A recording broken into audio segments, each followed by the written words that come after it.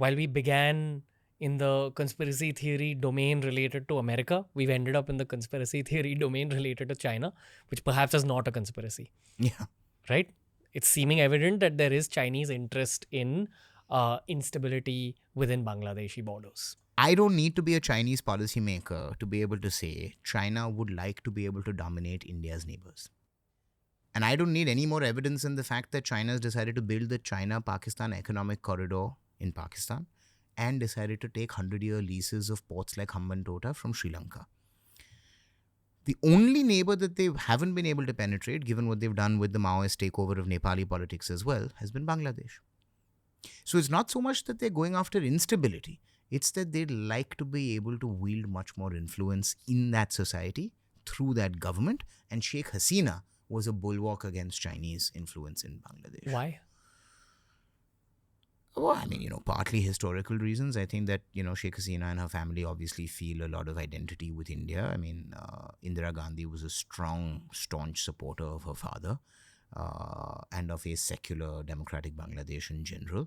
Sheikh Hasina is probably ideologically committed to the Indian model of development, this inclusive, slightly socialist, multi-faith, slow, steady economic growth that we've had.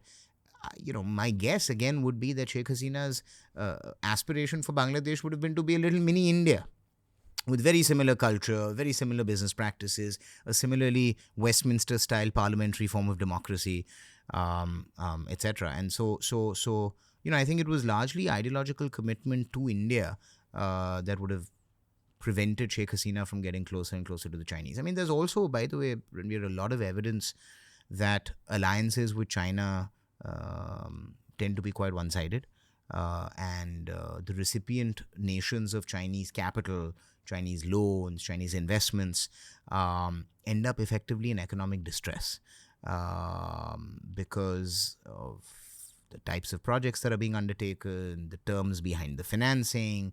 The Chinese seem to have a model where they end up coming and owning the major assets in your country and thereby wield undue influence or excessive influence over policy and end up creating effectively protectorates.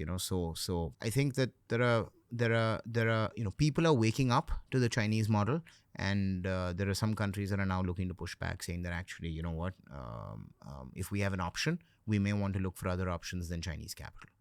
Hey, if you enjoyed this clip from The Ranveer Show, we've uploaded a ton of other clips related to a ton of other topics. So explore the channel because there's something for everyone.